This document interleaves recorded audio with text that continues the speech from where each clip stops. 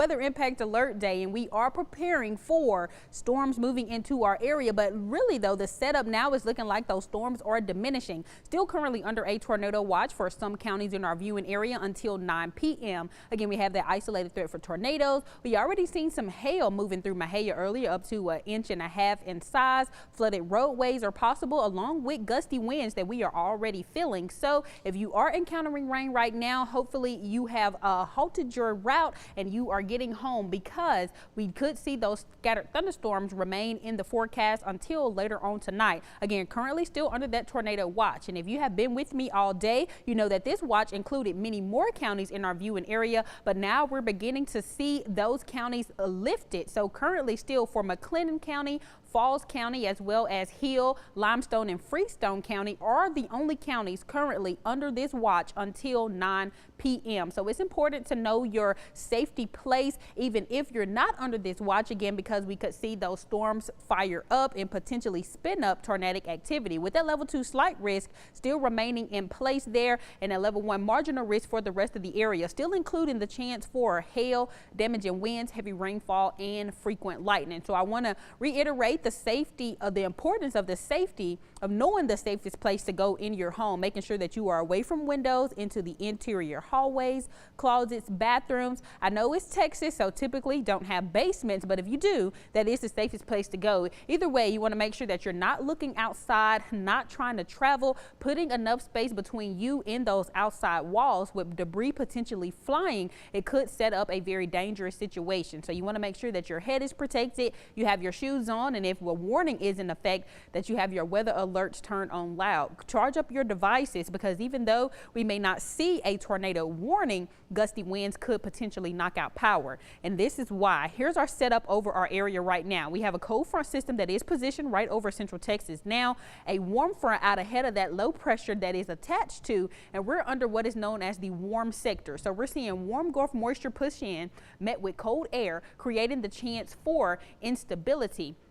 We have a watch in place because we have favorable conditions. We need instability, lift, moisture, and wind shear are all the components we need to see tornadic activity form. And we at least have 2 out of the 4 components in place right now. And that's why we're currently under a watch. But the great news is this front is speeding up. So like I mentioned before, if you've been with me today, you know that we've seen a lot of heavy rain associated right along this cold front. Well, if we look behind it now, not a lot of heavy pockets, still a few isolated cells there, but not a lot of heavy rain to work with. And the front is pushing in earlier, so the atmosphere is losing a lot of its energy. We do have now, though, some heavy rain moving across Hill County, but as this front continues to push off towards the east, we may come out of this unscathed, but still make sure you have those preparations in place.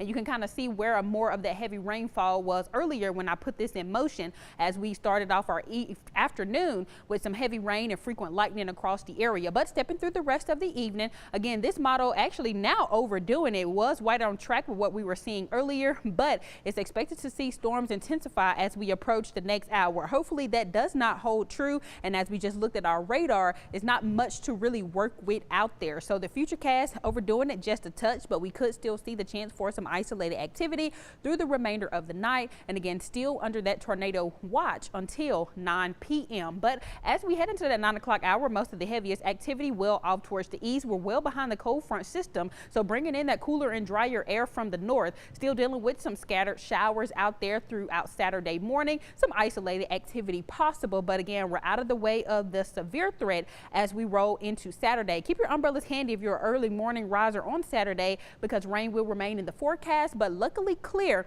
as we head through the rest of our Saturday evening, and the sunshine is returning for the weekend, along with cooler temperatures. We're talking mid to low 70s for Saturday and Sunday. Warmer air on the way into next week, so get prepared for that. And cool across our area now. Look at those temperatures again, where the front has already crossed. We're seeing upper 50s where that front is headed. We're seeing low 70s, even 80 degrees right now in Caldwell. Windy out there. Wind speeds are up to 17 miles per hour, gusting up to about 30 right now in Waco. So again, dealing with gusty winds. And for the remainder of the next 7 days, beautiful fall weather, maybe even a chance of rainfall returning by midweek on Wednesday. But you can download the 6 Plus app to stay up to date with your 6 News weather team. We'll be back after the break.